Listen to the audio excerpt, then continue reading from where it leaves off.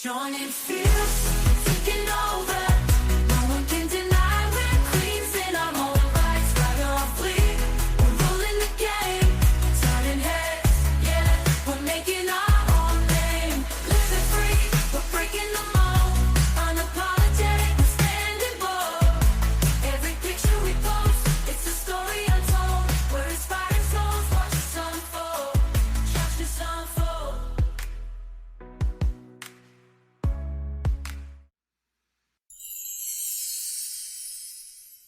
Hey everyone, welcome back to Rooted in Your Confidence. I'm the host, Samantha K. Harris, and today's guest is bringing both brains and balance to the mic. I'm so excited to have Amy here. Amy Grimm is a veterinarian, a certified life coach, and the founder of Daring DVM Coaching. She helps high-achieving women reclaim their energy, stop chasing perfection, and create success that actually feels good.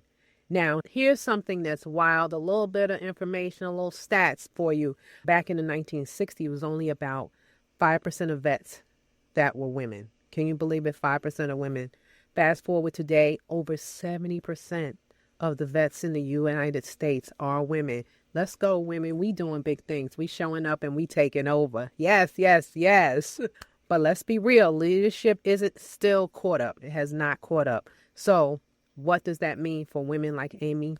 What does it mean for women like you and I trying to lead with the heart in the systems that weren't built with us in mind? We're going to talk about it. We're going to get into it, and we're going to let Amy tell us a little bit more about herself before we go into these questions. Thank you so much, Samantha, for having me on your podcast. I was so excited to chat with you today. I know we had an earlier discussion before, and I felt like you and I just vibed on this level where it's like, this is my people. So I was very much looking forward to this today. And basically, you did a great job of summarizing what I do. I help high-achieving women who are just done with feeling exhausted, done with running on empty, and they're just ready to create that real balance, reclaim their energy, and really start living life and feeling like themselves again. And I got here through a very convoluted route. I didn't start my life out as a life coach. I started it as a veterinarian, and I did that full time, as well as being a medical director for a small animal hospital for just about 10 years. And it was kind of through my own struggles with burnout, also difficulties in leadership and managing a hospital according to a vision that I had that didn't necessarily fit with like what corporate practices would have us do. And really just this kind of midlife crisis of, what am I doing? This isn't what I thought my life and my career was supposed to look like. I know there's more out there, but how do I make that happen? So I actually ended up taking a step back from medicine for a little bit while I went through this kind of turbulent time. And that's really where I discovered life coaching and its power and impact. And I saw how it totally transformed my life. And I was like, yes, I have to bring this to other veterinarians. So I went back to school, which was a very difficult thing to do after 10 years and having studied for so long just to become a vet, to then step back and say, nah, I'm going to be a student again.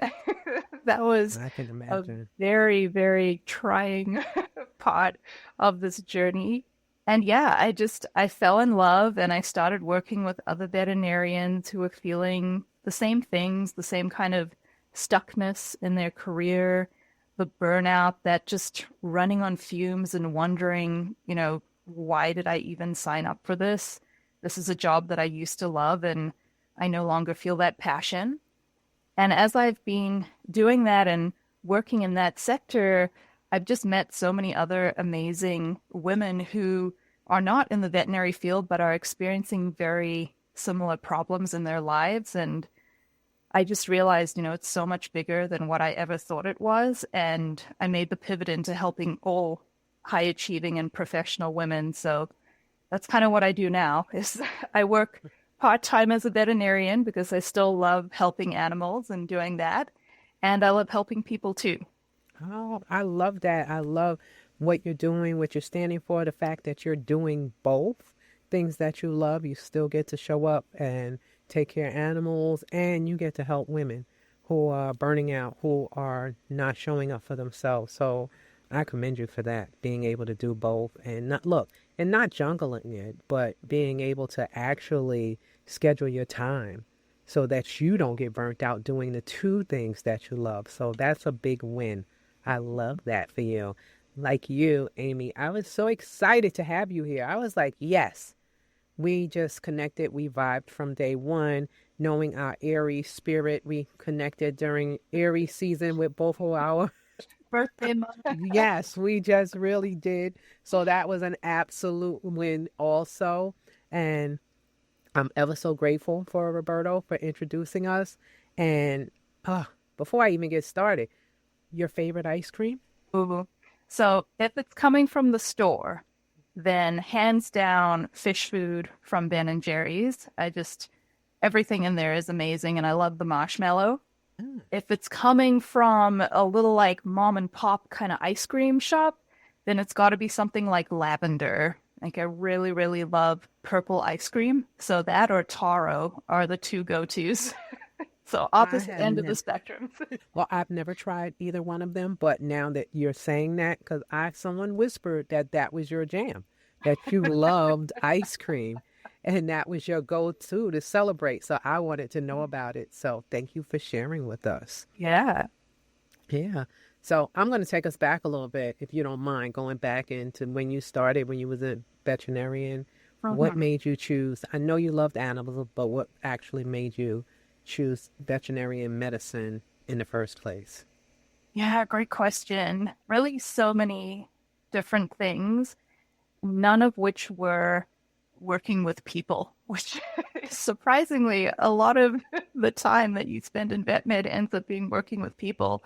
But I got into it because I love science. So I like understanding why things happen. I enjoy learning. So that pursuit of being a student and discovering new things. I spent a lot of my formative years in research, so that really played a big role into the direction I took in vet med. And then, yeah, obviously love of animals. I wanted a job in which I was making a difference in the world, and this was one of the ways that I saw as being possible. And then I tended to be a very independent and headstrong person, and a lot of that was how we're kind of molded to fit into vet school and to get through it. So I really wanted a job in which I was like working with the animals as part of a team, but kind of working, on my own as well. And now that I've sort of expanded what I do, I actually realized that I really enjoy working with people too. So I've added the whole team experience. But yeah, I think a lot of us who get into vet med, we don't always get into it for the people reasons. We find out later that, oh yeah, like these connections actually really matter. And that's where a lot of the fun comes in. But for the most part, I think a lot of us are introverts and really want to just hang out with animals all day. Oh, that's amazing. That's beautiful. And to really think about it as you were talking, I was like, wow, you think one thing that you're doing it because you don't want to have these great conversations with people or interact with them. But in all actuality, the dog can't speak to you. They don't know what's going on. So you have to connect with another human being. So you're right. Like, I think as we're growing and we're learning ourselves, we actually learn what we thought we didn't want is the thing that we crave and need and want the most. Yeah. And I love that you bring that up because I work a lot with the nervous system when I'm coaching clients. And one of the things that we often have to unlearn is like this thought of who we think we are based on our past actions, our past desires, things that we wanted. And like you were saying, sometimes we have to grow and actually learn what it is that we truly want and who we truly are. And much of that is actually learning to understand your own nervous system and expand its capacity for the things that might not be familiar to you, so you don't necessarily know that you need them. But once you have created that capacity and that ability to bring them into your world, then you're just like, oh my goodness, this is it. It clicks, and this is the thing that I've been looking for. So I really appreciate you saying that. Wow. You wrapped everything the way I think, way I feel, all in one, what we don't realize, and being able to wrap it all together and figure it out, and allows us to be true to ourselves and really show up 110%, something that gets lost in the busy world, or the world that we were raised in, or even culturally, how we shift and change and become, and don't recognize or understand who we are as humans. So that work that you do, that we all do here, this connection that we create while figuring it out with people that across the globe and everywhere else, this is a win for us. I absolutely loved it. But before I get, because I can go, we could go when we get together. So let me tap into some other things, because I'm like, oh, I just love talking about the mind, the body, friendships, connections. But anyway, gotta bring myself back, because I can go. When you were in school, I know making connections is important. I know you talked about school, thinking that you didn't want these connections. Mm-hmm. When you were there, how was the ratio of men to women, or at the time that you were there, had the shift started to happen? Yeah. So much of like the independence and sort of do it by yourself that we are taught or drilled into us, I think has a lot to do with the competition. So there's a limited number of vet schools in the United States, and there are a lot more applicants than room for positions. So it really breeds competitiveness and that sense of almost otherness right from the beginning. From the time you're finishing high school and going into undergrad, you are already competing for grades and internships and then letters of recommendation and who you know. And it really pits you against other people. And then when you graduate from veterinary school, suddenly you're supposed to be colleagues and collaborate, and that can be a very unfamiliar feeling. So that speaks mostly to the sort of independence that I have now unlearned and have learned more of like an interdependence. But at the time that I went to vet school, at least at UC Davis, our class was predominantly female. I think there were about 20 guys in a class of 130 something. Wow. So very, very like female dominant, which actually it brings its own interesting things, because now as women, when you were mentioning back in the 60s where it was 5% women, there was really a drive to band together, right? We're the women coming up in this male dominated industry, and, we're going to stick together. And nowadays it's almost like a separation where you're viewing other women as competition. And I think if I could redo vet school, I would do it a little bit differently in forming relationships with those other people, like my colleagues. And I think a lot of us would do that, and we kind of break out of it after graduation. But even now, I can still see a lot of competitiveness in the field.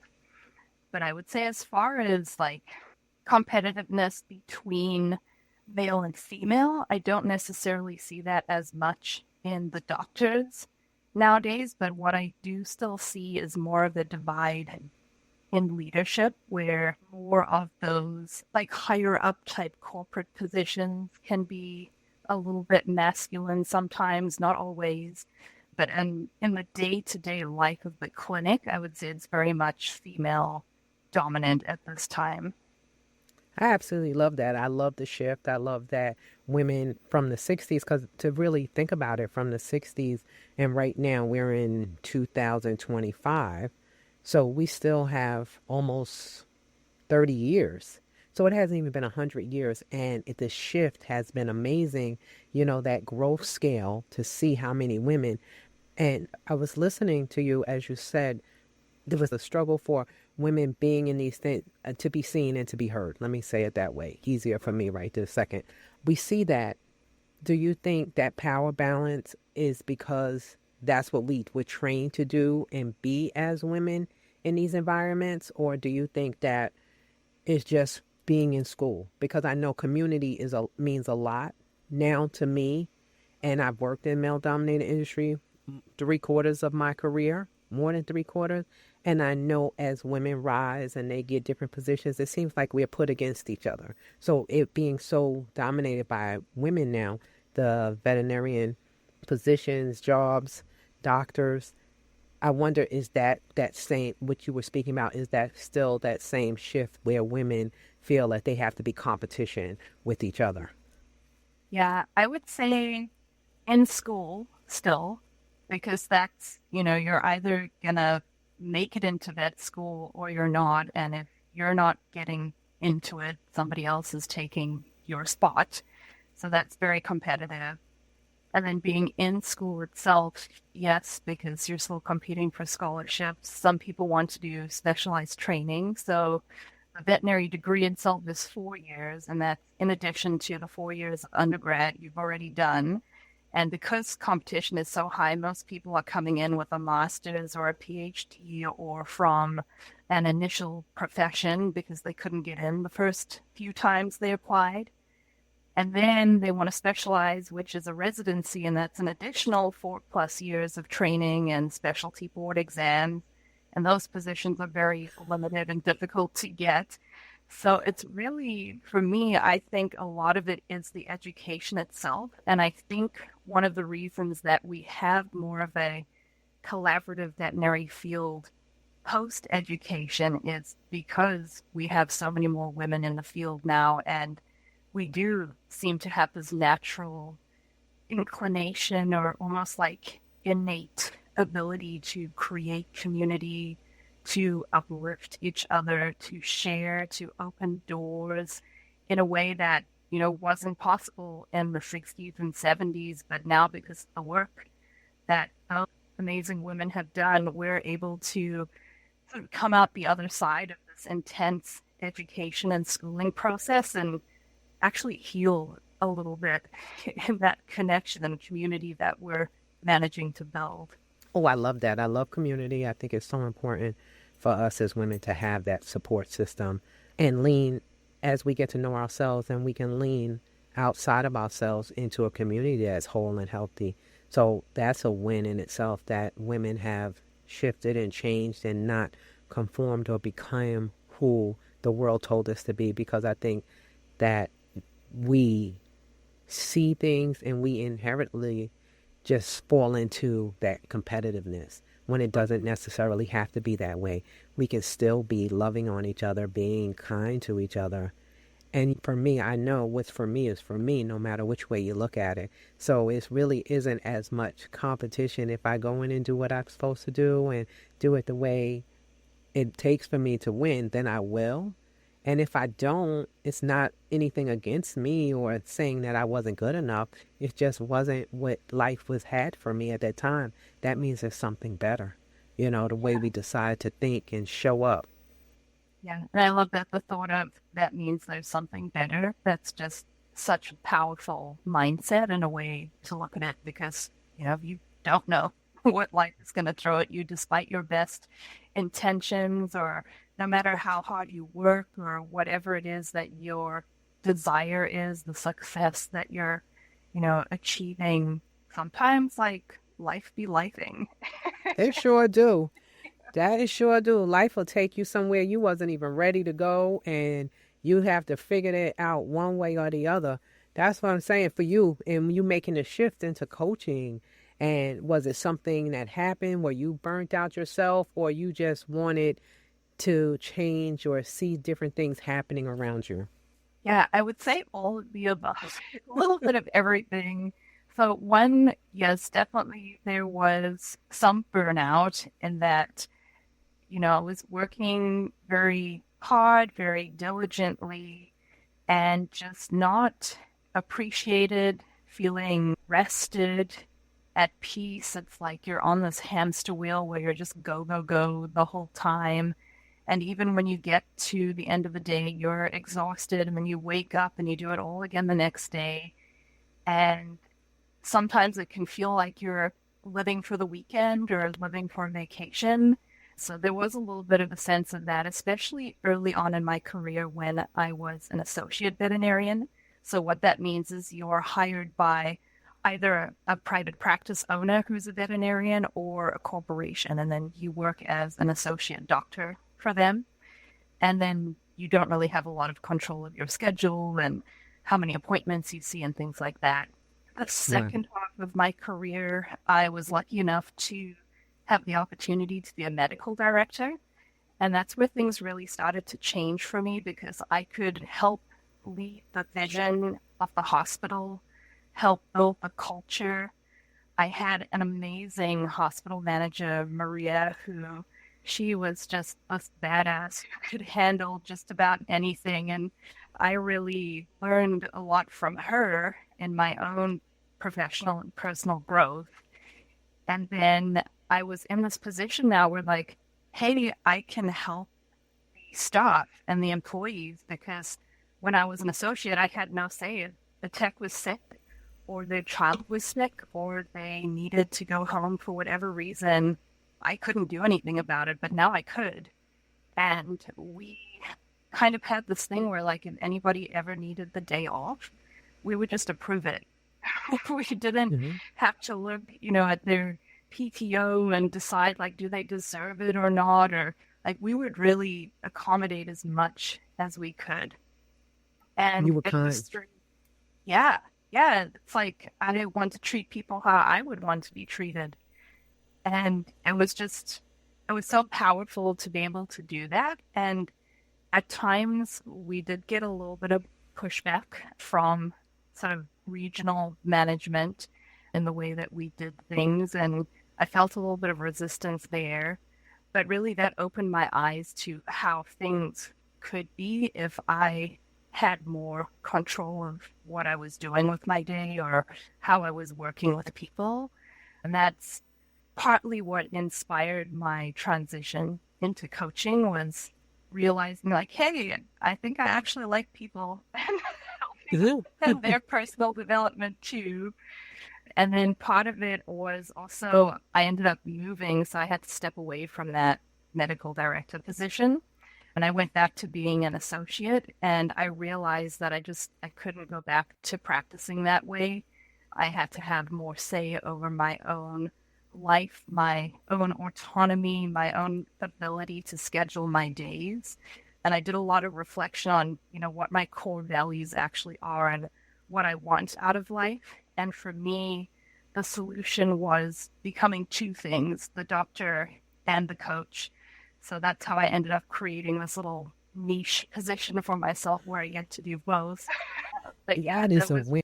yeah, it was this just positive move on really seeing how we can impact the people around us and how even changes within ourselves can still sort of, it's like when you drop a rock in a lake and you watch that ripple effect as it goes across the lake. That's kind of how I felt, like I have this opportunity and this ability now, and I can't put it away. Once you know, and I couldn't walk away from it.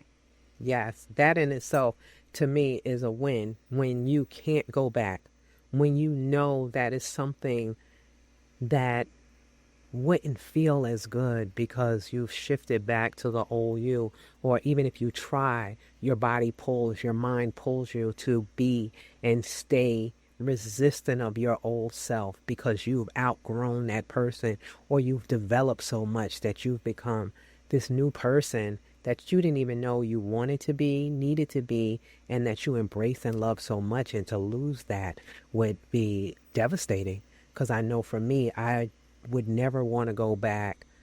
Look, I love her. I honor her, that person who I was, but this person who I am, I just am so in love with her. because she's taking the time to get to know her. She does what she wants. She respects herself more than she respects anyone else. She puts herself first. So I get it completely. When you step into that life that has changed you, that has helped you become the woman, human that you want to be, and you actually see yourself, that's a win. Yeah, and you feel it too. Like, Right. there's no going back. It's nothing better than actually feeling that change, that shift for you.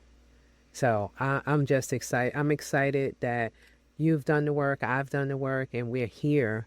And as we unlearn all the things that we were taught, do you think that you allowed yourself to do it easily, or do you think that took some time to really convince yourself to make the shift and the changes? Yeah, that's a great question. I think in some ways I made it harder, and a lot of that had to do just with my own perception of self. When you become a veterinarian, a doctor, you're almost put up on this pedestal, like, look at you, you have this prestigious job and people respect you, and look at everything you had to do to get there, the years of schooling and hard work and sleepless nights. And then you're like, nah, I'm going to step back and be a life coach. It felt very weird because it's like I was saying goodbye to a part of myself, even though I wasn't truly, but at the time it felt like it. And I think that made it difficult. It also came with a lot of guilt because, I'd put all of this work into doing this. My parents were very proud of me for doing this. And now I'm sort of turning my back on the thing that I said I wanted to do. And there was a lot of guilt and shame about getting it wrong, not picking the right career the first time, and those kind of inner critic things that a lot of us women say to ourselves, because we want to uphold our own standards. And that, I think, is a place where when I discovered life coaching, and specifically the life coach school, and I joined Scholars for a little bit before I became a certified coach, I think that is where a lot of my work took place, was learning that, I can still be like this badass person that I am in any job or role that I decide to take on, and it doesn't matter what that is. And once that clicked into place, and once I really, really embodied that sense of wanting to help others, and like when you're on fire to do it, it lights you up. That's when it became easy. But up until that point, it was a little bit of a bitch to get through. I get it. Listen, I get it, because we define ourselves a lot of time as women by what other people think of us and what they're going to say and their perception of the decisions that we make, and if it's still going to be thought of as a good decision, because they might judge us and we don't want to be judged. And learning not to give a shit what they think and what they feel, and put your feelings first, is the key. I think that's what happens most of the time. We get so caught up in what everyone else is thinking about us, what everyone else is feeling about us, how we should do this, and we keep ourselves held back, and we put that unnecessary pressure on ourselves. That's what makes us feel like we're doing the wrong thing, that we aren't showing up, what causes us to want to quit, not show up, because I have this feeling that someone is going to say something about me. And I think a lot of women, especially women that are high achievers, that's what they get caught up in. They get caught up in what people call a rat race of being everything and doing everything and living up to everyone else's expectations, and they don't even know what they want for themselves. So that thing that they do, that unlearning, how do you help your clients unlearn? Yeah, I think you hit the nail on the head there. Just that external validation that so many of us seek, and in some ways are taught to seek. And I think a reason why, you and I get to help so many women now is because there kind of comes a point, especially around midlife, where we realize, like, hey, I'm not living my life for myself, and I've checked all the boxes. I am a successful career woman. I have a spouse. I have a family. I'm doing all the things, and yet I still feel empty inside. So, to come back to your question about the unlearning, that it takes some work and it takes a lot of different tools. You and I, we both love talking about mindset and kind of helping people see those unhidden scripts that are running their lives. And then another part that I really like and something that really helped me was learning about the nervous system and nervous system regulation, because a lot of us, we only think of it in terms of like fight or flight. And there's a lot of talk about nervous system regulation on social media right now and how to, calm this stress response and to help yourself feel better.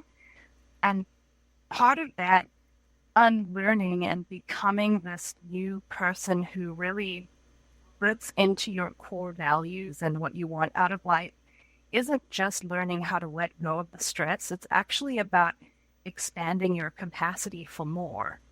And our nervous system is designed to keep us safe. And it thinks things that are safe are things that are familiar to us. So if it's not used to you being confident or stepping up in a certain way or upholding a boundary or saying no when you really want to, it's going to try and keep you safe by not letting you do those things. And it can become very difficult to use thought work and mindset work to break out of those patterns when your whole body is in that sort of fight or flight or even shutdown mode. So a lot of the work has to do with learning how to, one, appreciate where you are, and then two, expanding your capacity to receive more. If you think about, like a river, a water, it always flows down the path of least resistance. It's not really like trying to push its way through. And that's kind of the same way that you want to think of receiving the things that you want. You want to create the space and the capacity for the river to flow in. Otherwise, you're just going to be fighting yourself and your own nervous system the entire time. So some of the tools that I teach have to do with, somatics, like tapping, learning how to create safety in your own body, understanding your own fight or flight response, how to notice when you're in each state and how to get yourself from one state to another. And then coupled with the mindset work, because once we're in that safe, relaxed, parasympathetic state, that's when we gain that full access to our prefrontal cortex, which is our CEO. And that's where we get to be in touch with our own inner wisdom, our desires, where we really feel like ourselves. And we're able to step into that version of who we want to be and how we want to show up. And that's how we start making those little changes in our own lives. Oh, I absolutely love that. You're right. That's how we start, by understanding ourselves, getting to the root of it, the core beliefs, in order for us to understand so that we can expand, so that we can receive all that we're supposed to have. Because as long as we're resistant, and I think we're resistant because we don't explore the why, don't explore how we're not showing up and what caused us to be this way. And it takes a lot of willingness to trust yourself and trust this process of understanding you. And I think that's a win when you take the time and you learn how to regulate your body and understand that bringing yourself back to center and allowing yourself to expand from there is a win. And I just love that. I love this work that we do, like you, this mind, and being able to get past just what's in front of you, because I don't think the world does that. I think we just see one thing and we go with that. But when we're able to expand and to see all what's ahead of us, or just not even see it, but be able to trust that what's ahead of us is going to be good, is going to work out. That's when the win happens. That's when that joy that we lean into automatically happens. And we know no matter what happens, it's space and it's time, and it's going to come. And we trust in that. That means we have to trust ourselves. So I get excited with mindset. I get excited when I just think about getting past where I am right now. And that's what working with women helps me do, help them see that this moment that they're in is not forever. This moment that they're in is just right this second, and they get past it. They get to grow past all and get to the win of it. So yes, I got on a roll and a little tangent there. Yeah, But no, I love it. yeah. Yes. So what's next for you? Anything exciting you're working on that we should know about? Great question. So I am currently creating my first group program. And I think I saw an email that you are too. So I am excited to hear more Yes, about yes, that. yes. But yes, I really wanted to create more of that sense of community because right now I work one-on-one with women, and that in itself is amazing and rewarding, and I learned so many things as well from the amazing women that I teach who then teach me. It's so fulfilling. And at the same time, high achievers, we come from this background of often being very independent. A lot of times we are over responsible. One of the things that happens in burnout with women in general is we don't always show the same signs of concrete collapse like men might. A lot of times we go into overdrive and we do more because we feel weak when we step back or say no. So instead we take on more and more and more, and we become almost hyper independent, and I have to do it myself and I can't ask for help. Or if I want it to be done right, then I'm the one that needs to do it. And we get sort of funneled into this little tunnel where that's all we see. And I love helping my clients break free from that. And I now want to create a community and a program in which we can connect with other like-minded women who are facing the same struggles and have the same questions, and you're able to lean on each other for support in addition to that coaching aspect and that teaching aspect. So that's the exciting news, and that's the direction that I'm currently headed in. Well, I'm excited for you because being able to bring women together and have the community and to laugh with, to cry with, to lean into and lean on, that understands the experiences is a win. It gives them a sense of comfort also. And I think a lot of times we don't talk about things, and us not talking about them, but even having someone in your circle that talks about it, it's a healing in that. So being able to heal from someone else's story, from someone else's experience, and it might not be the same experience, but it's enough to allow you to feel comfort in it where you may have a connection with them. So that's why, for me, building that community and hearing you talk about you building yours, it's a win. I think it's a win in a community. It's a win in women standing together, growing together, shifting, helping shift this world and how we show up. Because we can do it if we just believe and trust ourselves, and then have your sister friend, your best friend, your cousin, your auntie there to also lean into you, who gets you and understands you. So I'm excited for you. You'd have to definitely tell me all the things, because I'm just want to be, look, I just want to know and be part of it and watch you grow, like as we're both growing together. Yes. Now, I definitely, I mean, we don't have to jump into it here on your podcast. Yes, no, we're not going to do that.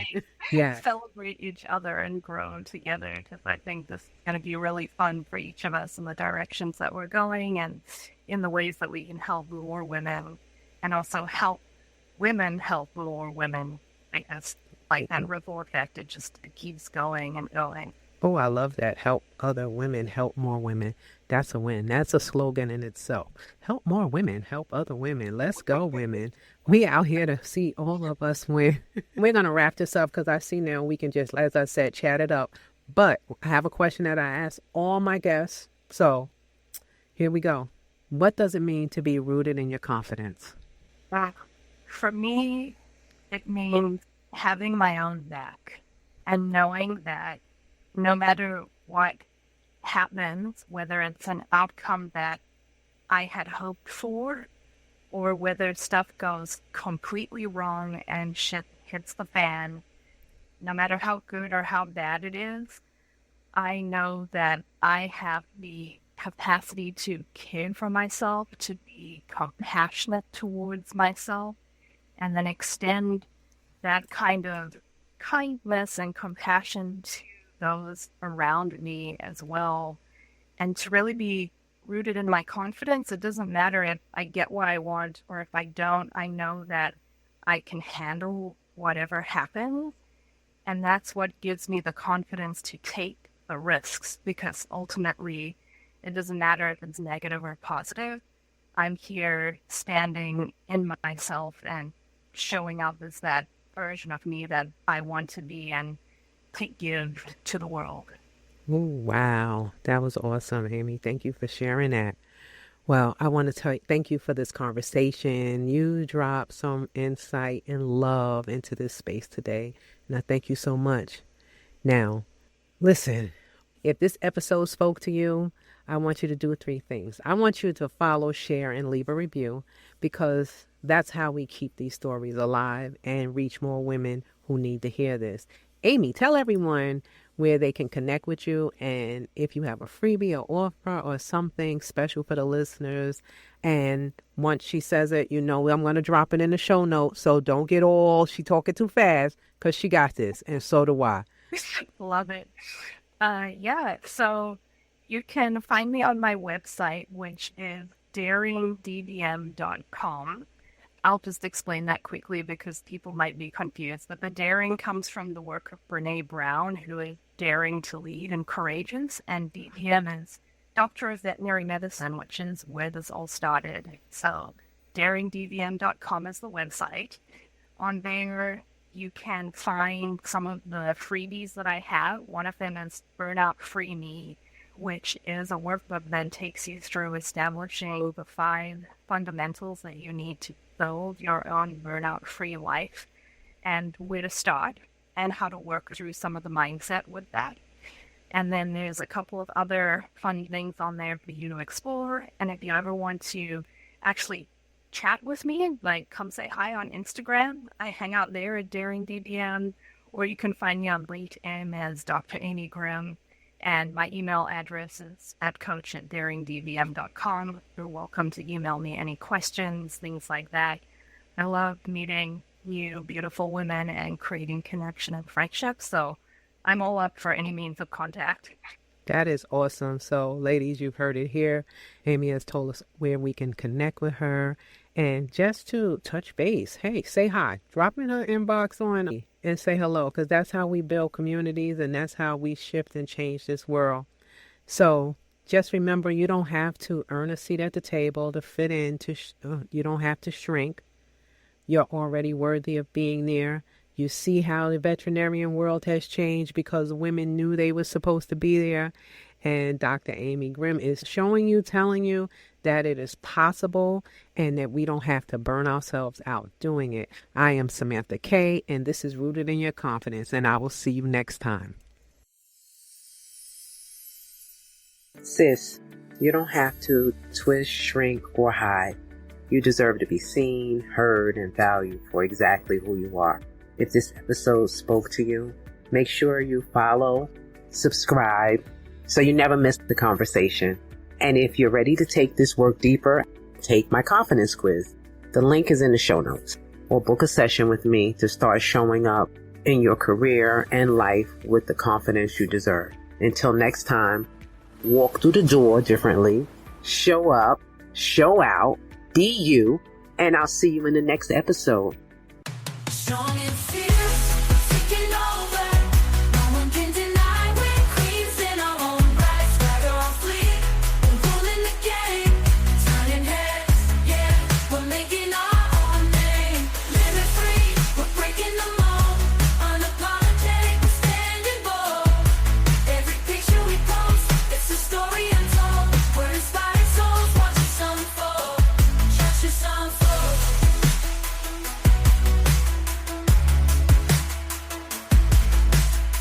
Capture the moment, hold it tight. Every click, every flash, we're shining so bright. Through the lens, we're showing who we truly